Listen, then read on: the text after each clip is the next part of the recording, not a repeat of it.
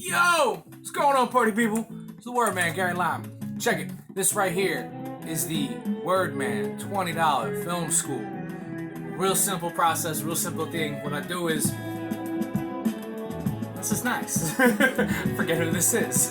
What I do is I take a $20 bill, run up to like a record store, movie store, buy a bunch of movies for a friend, come back here, and listen to dope music while I talk about the movies I got for said friend. Very exciting, I know. Very, very exciting. And today is for a cool friend of mine. Well, I ain't seen him in a minute because the whole, I don't know, something about a pandemic. This video right here goes out to my good friend, Mr. Sean Egan. What up, baby? Love.gov, purple people in the house. And yes, by the way, I especially wore my purple jammies for you today. Just because, you know, like, if you're gonna do it for a friend who's got, you know, purple as his brand, you know, you gotta... As a line man myself, I have to partake. Sean, baby, what's up, man? I know you a big movie nerd, Sean, and you know I'm a big movie nerd, so we gonna find a way to meet in the middle. And Sean, I'm gonna tell you, I got you some cool stuff, Bobby. This is what I got you right here, man. Not bad at all. I'm gonna go over with real quick what I got for you, and yeah, we're gonna do it while we listen to dope music, and pretty exciting, I know. But so I should start with. So while you and I, Sean, we've talked a lot about movies, but for some reason, I still don't really know what kind of movies you like. You know what I mean? Like, I know you like good movies, the way everybody likes good movies, and there's always like the same 20 things. Oh, I don't know who this is. This is Bad Bad Not Good, by the way. That's who this is. It's a dope jazz band out of Canada called Bad Bad Not Good. You want to get familiar with their work. They're really, really dope. And they have this nice blend of like, just like three like Canadian kids who love hip hop and jazz, and we're like, yeah, we should be in an instrumental band. It's really, really good stuff. It's called Bad Bad Not Good. This is their new, I think it's their new song, or their new record, like the song off their new record, or something like that. I don't know. Either way, it's good music. Oh, they have a really cool video for this that has a horse that's running. I don't know why that's what brought that to mind. When I heard the guitar riff there, I was like, oh, that's right, the video with the horse. So this is going slightly off the rails already. But, Sean, I don't really know, like, what your lane is as far as, like I got other friends, I can see a movie and be like, oh, that's a movie so-and-so would love, or, oh, that's a movie so-and-so would like, they've just never heard of it, stuff like that. I don't really know I don't have that figured out with you yet, so all things in time, we'll get there. But, instead what I chose was, the overall theme I went with was, there's movies I really like that I think you would like too. Like expanding and informing one's cinematic knowledge as I am, I basically just picked stuff that felt like cool, small, interior. You'll see, we'll go through. And the first one we're gonna pick is my favorite horror movie of all time. Just in time for the upcoming Halloween season. Woo! Man, the flick I got here for you is The Haunting. Great Robert Wise flick. It's based on the book by Shirley Jackson, which is a great book, by the way. Like, I don't know how much reading you do, but I do way too much, and I can tell you it's a great book. And I also like how I got you the DVD that matches my hat, because, you know, that's what you do. So you check it out, it's the same color blue, right? Or the same color blue, there it is, yeah, same color blue. I'm getting way off the rails. So what do you need to know about The Haunting? Haunting, this is basically the setup for every haunted house movie you've ever seen. Like, you know, a group of young paranormal, supernatural researchers go to see if this house is haunted, and guess what they find out? Yep, it's haunted. There's a haunting. Get it? Oh, it's witty. The thing I love about this movie, almost more than anything, is that perfectly acted. Like, not overacted, not underacted. It's not gonna win any Oscars for acting, but like, everybody's pitch perfect where they need to be in order for the story to work. And if that weren't enough, there's no special effects.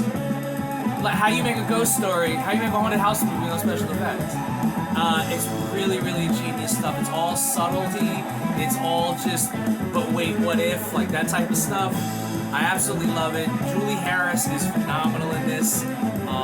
It's a really, really great movie. I'm operating under the assumption, by the way, that you haven't seen any of these movies. So if you have and you're like, Gary, I know, I'm sorry. But it's a personal favorite of mine. I absolutely love it. Again, just the idea of like how we gonna do a scary movie with no monster and no ghost, even though it's a ghost movie. So how we gonna pull it off? And they pull it off really, really, really well here. Really excited about it. Oh, oh, oh, oh. This is Otis ready.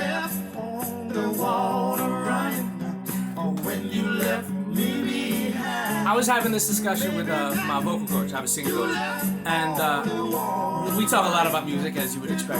And I'm a big music nerd. So like, I grew up with all the rap and the jazz, and then I got white parents, so like I got all the classic rock stuff. Then so I cover a lot of ground musically, basically. But like, despite that, all that ground I cover and all this stuff, I don't know anyone who sounds like Otis Redding. You know what I mean? Like, vocally, like, kinda, like, there's a couple, like, blues guys, but I mean, like, just in terms of, like, just that sound he has, it's amazing. This is his, the demo version of You Left the Water Running, which is an Otis classic. Next joint we got for you is a horror awesome flick called Frailty. This is directed by Bill Paxton. Bill Paxton is an actor in every movie ever. It's the only, no, he directed a couple movies, but this is definitely my favorite movie that he directed. It's got Matthew McConaughey in it, young Matthew McConaughey in it. It's all about, so there's a serial killer on the loose, and Matthew McConaughey is the brother of said serial killer. So Matthew McConaughey, goes to the FBI agent looking for him, and he's like, hey, I can tell you how to find my brother. And he tells him the whole story of how the whole thing happened. He goes back into their past when they were small kids. It's really, really good. It's one of these horror movies that, like, no one I know has seen, but then everyone I know who has seen it is like, have you seen that horror movie with Bill Paxton in Texas? Like, it's phenomenal, dude. Really, really good, really subtle. I'm a fan of, I think my favorite movies are like smaller movies. I mean, I like big spectacle movies too, but like movies that kind of keep it like in a reality you can live in, like in a real world. But then add this other stuff to it that you're like, wait, it kind of helps you twist a little. This movie executes that perfectly. It's beautifully shot. It looks perfect. The flashback scenes look like, how to put it? The flashback scenes look like how everyone remembers their childhood. Pretty impressive. Great ending. Great ending. You're really, really gonna enjoy it. This is the horror flick that every time I recommend it to somebody, they're like, oh my god, that's awesome. I can't believe I've never heard it before. Definitely check it out. It's great. And it comes with a whole bunch of bonus features too. Like a bunch of commentaries and all that stuff. It's really cool.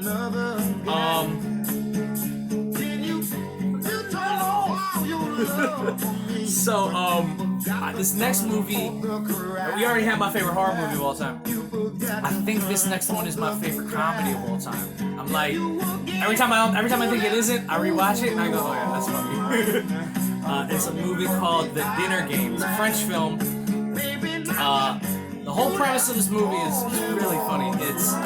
There's these bourgeois French people who they hold a party every so often. Each person has to bring the dumbest person they've ever met.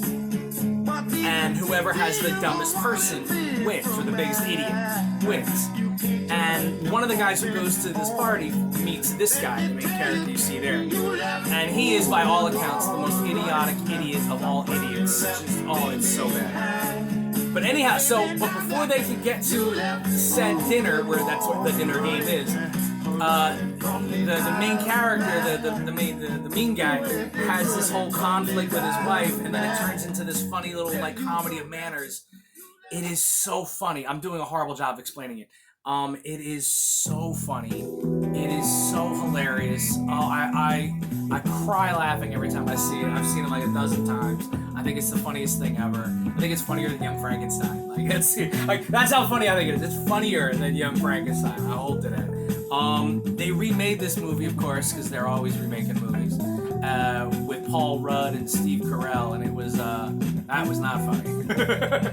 That was probably the least funny movie ever. It's written by the guy who did The Birdcage, so you got an idea of who's in it. It's a bunch of random French actors that I didn't and don't know to this day, other than from this movie. But if I ever ran into them, I would just stop them, learn French, and then tell them how much I love this movie. It's awesome. Next one on here is a kind of cool flick that I like. It's another one of these movies that, like, how come no one's ever heard of it type deals. And I'm a big fan of it myself. It's a movie called Carnal Knowledge.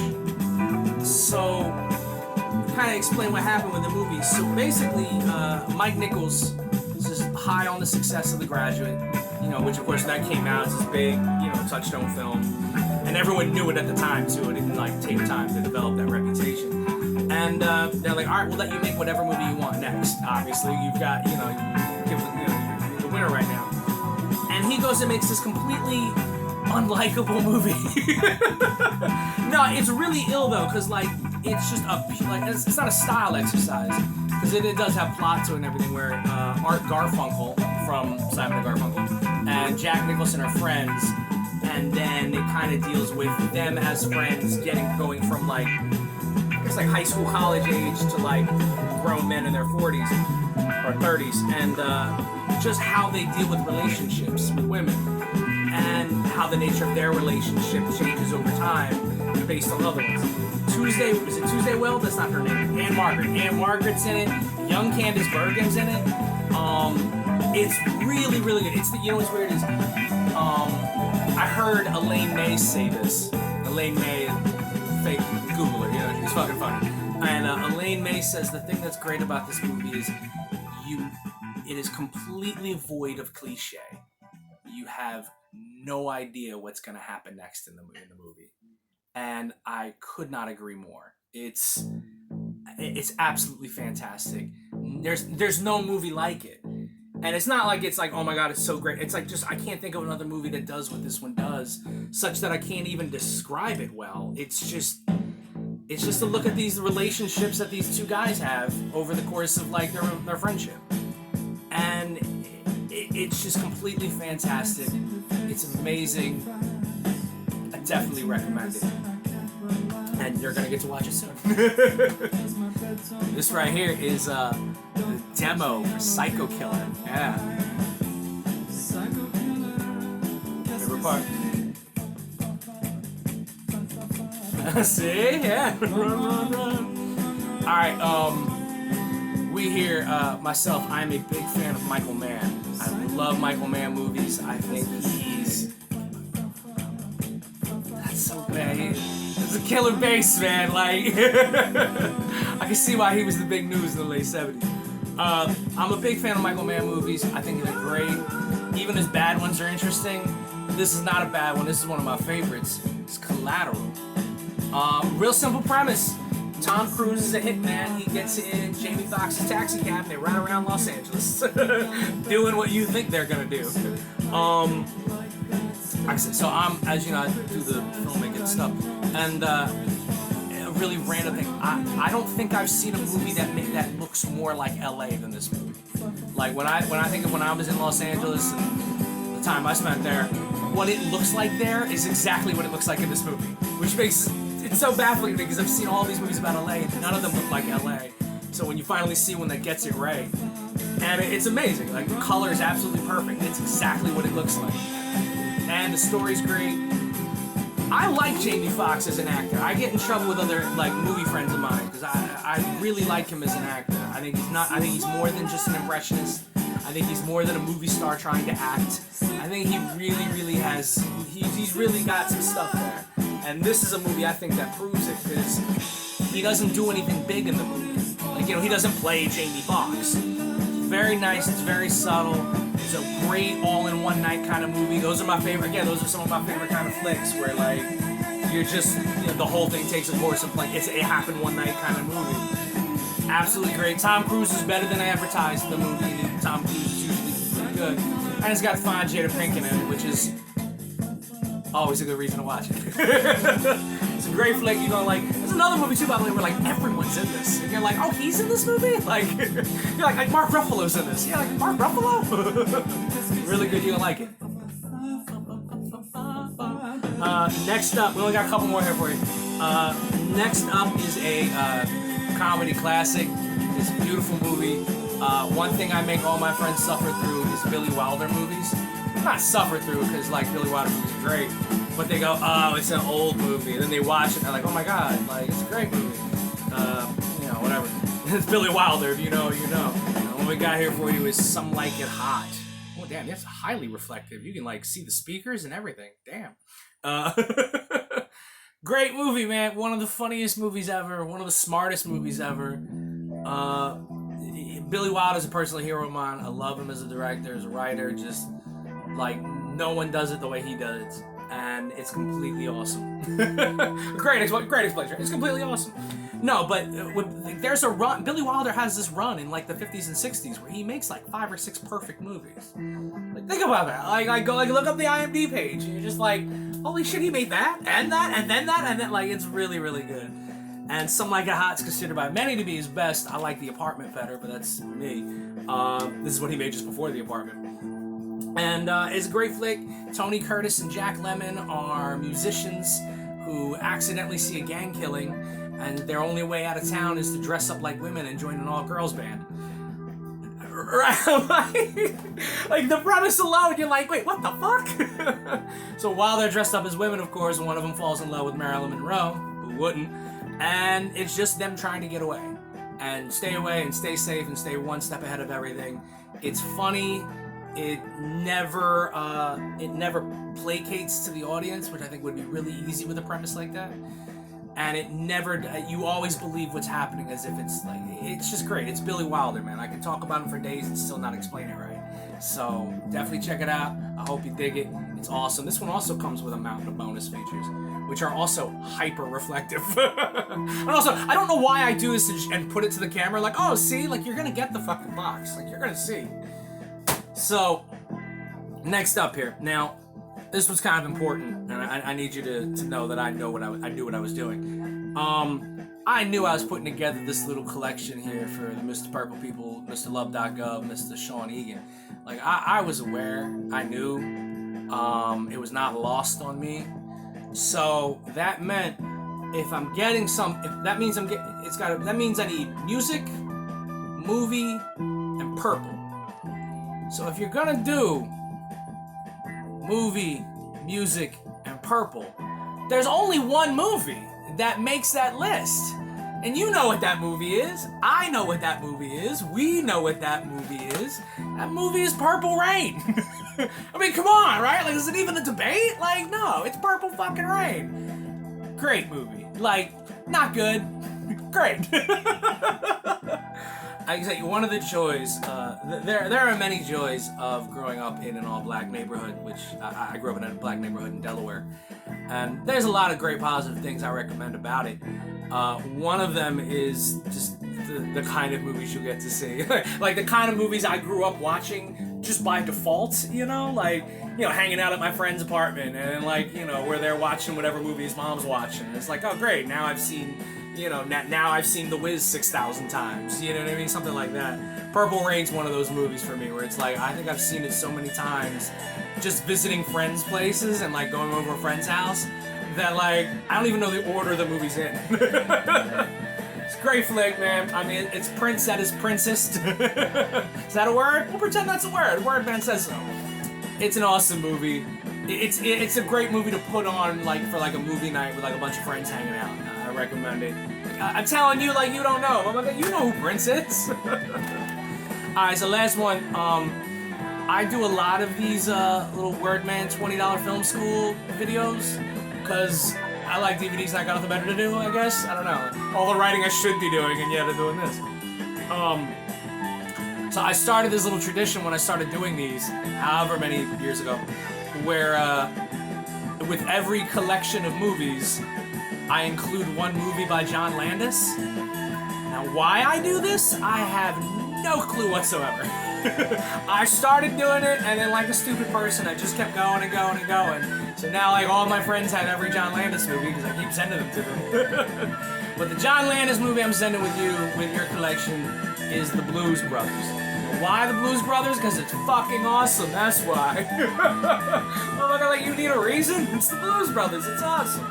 Great flick. If for no other reason than because it's got Ray Charles, James Brown, and Aretha Franklin, and John Lee Hooker, and Cab Calloway. Like, it's got all these great musicians in it. As a musician, it seemed like a natural fit to get for you. And it's a fun movie, and it's a movie where they beat up Nazis. Like, what more is there, man? Like, how could you not want more out of this? It's a great flick. It's very enjoyable. And that's our John Landis movie pick to go with it. And, good. I forgot that it ended right there. Good sir, that's what I got for you. And, oh, nice. This is Andy Bay, Riverman. Andy Bay, a really, really dope jazz singer. You should check him out. It's good stuff. But, like, nice kind of mellowy. Very nice. It's Riverman. Anyhow, this is what we got you, sir. This is all gonna go in the mail next week? Later? Nah, it's gonna go in the mail for you. So you should get it hopefully soon. I don't know. I mean, you know how the post office do. But yeah, man, I hope you enjoy. Sorry I couldn't make it more specifically specialized for you, but I think you'll enjoy. In worst case scenario, give them to someone else. I don't give a shit. But I hope you like, I hope you enjoy. I'm looking forward to us hanging out more, man. We don't get to hang out all that much because, like, COVID and schedules and stuff. So, like, and COVID schedules. We don't hang out because of COVID schedules, that's why. But yeah, man, let's link up. Let's try to get together, hang out, do some cool stuff. And, yeah, man, in the meantime, I'm gonna get out of here. I gotta go up to, going up to the Jazz Record Center, so I gotta run up there, so I gotta run Midtown. And, yeah, man, keep making dope music, and I'm gonna talk to you sooner rather than later. Peace.